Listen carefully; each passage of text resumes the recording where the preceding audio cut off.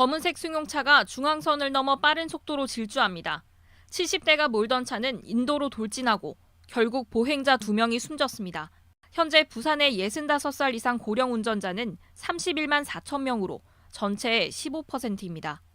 부산에서 지난 5년간 전체 교통사고가 1,000건 넘게 줄어든 반면 고령 운전자 사고는 지속적으로 늘어 지난해 2,300건을 넘어서 21%를 차지했습니다.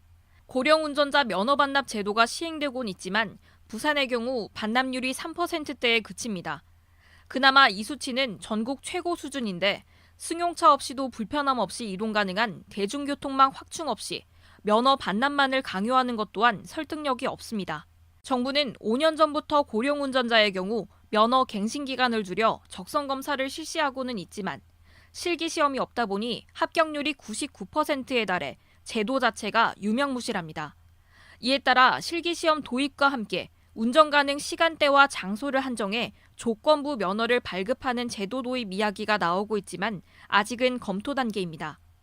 고속도로 말고 야간에 시력이 좀 약하신 분들은 주간 운전만 야간 운전을 제한한다든가.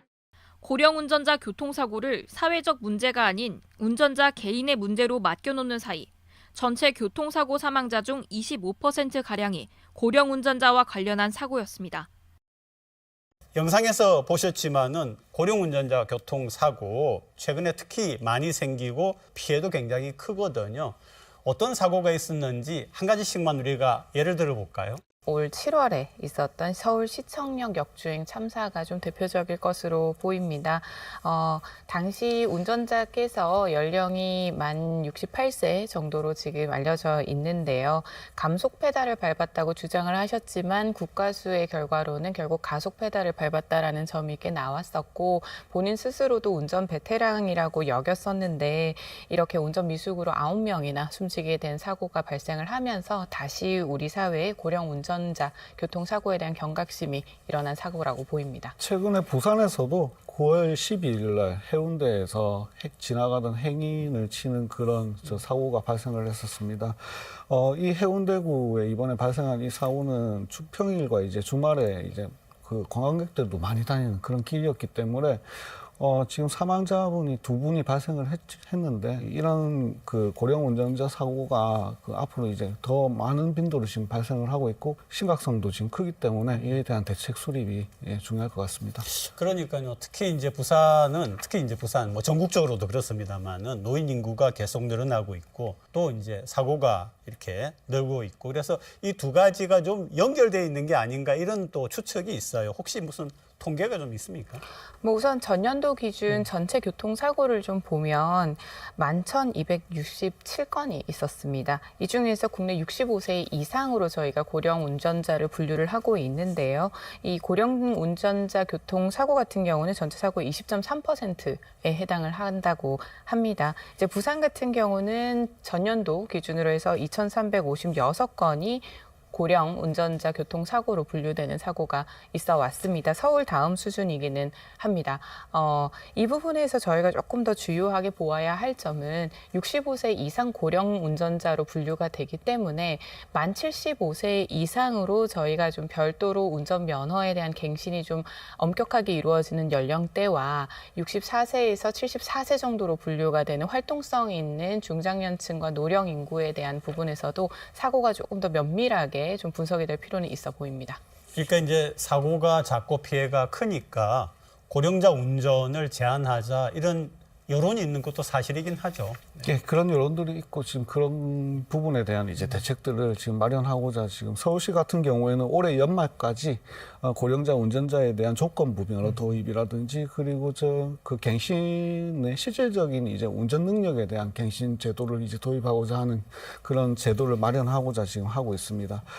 도로교통공단 통계에 따르면은 전체 사고자 이제 사고 건수 중에 고령 운전자 사고 비율이 지금 크게 지금 늘고 있는 그런 상황인데 앞서 말씀 주셨듯이 65세 이상 이제 고령자라고 해서 모두가 이제 그 운전이 미숙하다고 볼 수가 없기 때문에 그에 대한 이제 연령별 이제 차등 면허 갱신에 대한 이제 연령별 차등과 이제 그에 대한 보조제도, 보조할 수 있는 제도들을 차등을 둘 수 있는 그런 방안들이 또 네. 이제 모색이 되고 있고, 실질적인 운전 기능 측정을 하기 위해서 이제 3D 시뮬레이션을 통한 이제 실질적인 실도로에서 이제 운전하는 그런 시스템을 도입을 해서 갱신을 하는 그런 제도들도 지금 도입하자는 얘기가 많이 나오고 있습니다. 그러니까 이제 고령 운전자 이분들의 연령을 조금 더 세분화해가지고 구분 속에서의 조처를 취해 나가자 이런 얘기도 있다 그런 말씀인데 그게 아니라 안전하게 운전할 수 있도록 기술적으로 좀 더 보완하는 게 필요하지 않나 이런 얘기가 또 있어요.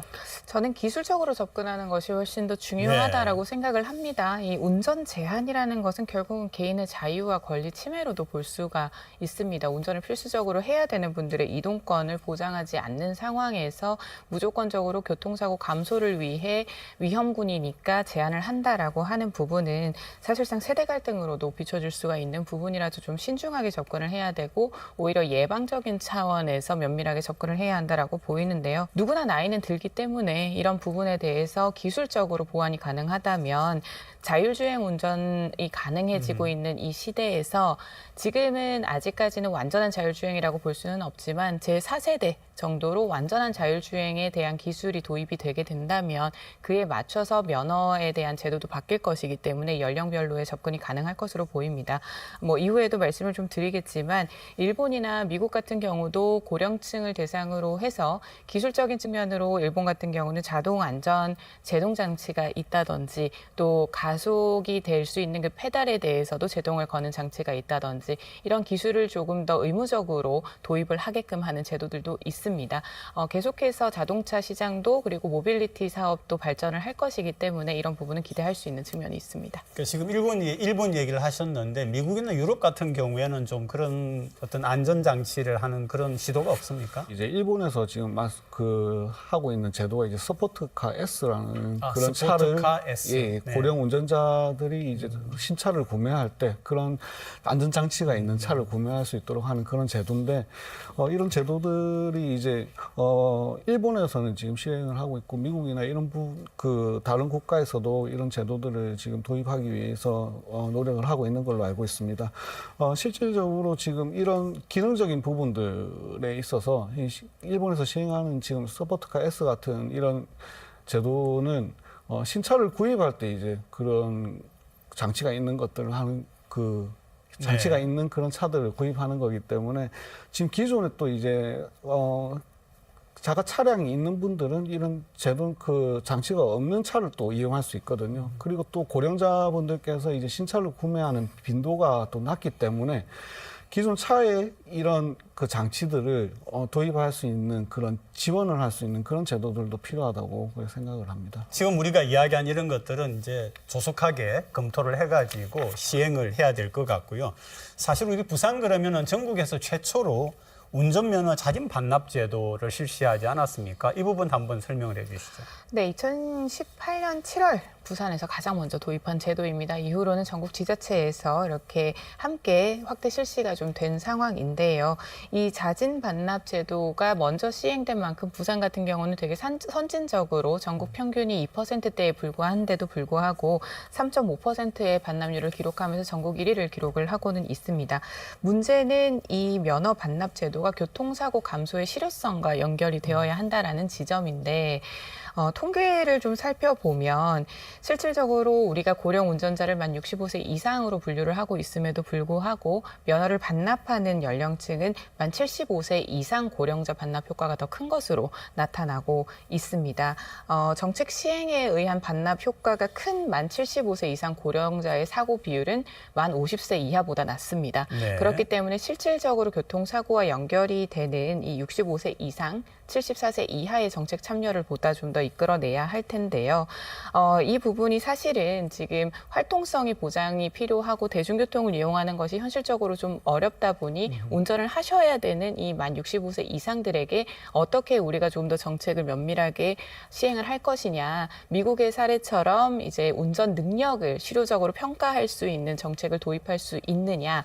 만 75세 이상으로 운전면허 갱신에 대한 엄격한 잣대를 65세 미만으로 내릴 것이냐라는 부분들을 이제 논의를 해봐야 봐야 될 시점입니다. 이런 경우에 택시를 운전하시는 고령 운전자분이나 또는 생계를 위해서 예. 운전이 필요한 그런 분들은 어떻게 앞으로 하는 거예요? 서울시 같은 경우에 최근에 택시 운송 사업 이제 발전 계획안을 지금 수립을 해서 국토부에 지금 건의를 할 예정인데 여기에 나온 대책들을 보면 75세 이상 고령자들에 대해서 택시 운전 면허를 제한하겠다.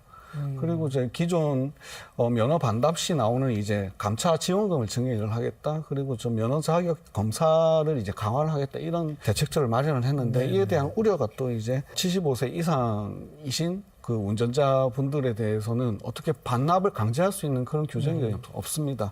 그래서 근본적인 해결책이 안 된다는 것과 이제 그리고 연령 제한으로 오히려 이제 택시 면허 가격이 뛰어버리는 그런 현상이 발생할 것에 대한 이런 우려들이 지금 있는 상황입니다. 전국에서 23년 기준으로 해서 60세 이상의 자영업자가 200만 명을 처음으로 넘어섰습니다. 이 안에는 개인 택시와 운수업, 택배업들도 다 포함이 되어 있습니다. 상대적으로 은퇴 이후에 재취업이 진입 장벽이 낮은 측면이기 때문에 많이들 이제 유입이 되시는데요. 앞서서도 말씀을 드렸지만 결과적으로는 안전에 대한 보장과 실질적인 운전 능력을 검사할 수 있어야 된다는 부분이 있기 때문에 임시 고령자 강습이나 그리고 이게 실질적으로 자격 유지가 가능한지에 대해서 조금 더 면밀하게 미국처럼 찾아가는 뭐 시력 서비스라든지 여러 가지를 좀 해볼 필요가 있을 것 같습니다. 더해서 결국 이 자격 시험에서 탈락을 하게 되면서 면허를 상실하게 되는 경우에 생계가 유지가 되기 어렵다라는 점을 좀 감안을 해서 이 고령층의 일자리 부분 그리고 이후로 생계를 어떻게 좀 이어갈 수 있을지에 대한 일자리 확보가 또 중요한 문제로 보입니다. 두 분이 혹시 뭐 추가로 더 지적하거나 제안할 게 있으면 얘기를 좀 짧게 해주시죠. 결국 반복적으로 말씀드리지만 고령 운전자 사고 예방의 핵심은 두 가지라고 생각을 합니다. 해외처럼 이제 운전면허 적성 검사와 이제 면허 갱신 시 실질적인 이제 개인 운전 능력을 평가할 수 있는 그런 시스템이 도입돼야 된다는 부분하고 그리고 안전 보조 장치를 장치할 수 있도록 예방 장치를 해서 예방할 수 있는 그런 지원책이 마련이 돼야 된다고 그렇게 생각을 합니다. 최근 8월 달에 국회에서 이제 교통안전법이 개정안이 지금 발의가 됐는데 거기에 이런 부분들이 또 포함이 된 걸로 알고 있는데 이런 법안들이 빨리 처리가 돼서 예방이 될 수 있었으면 하는 바람입니다.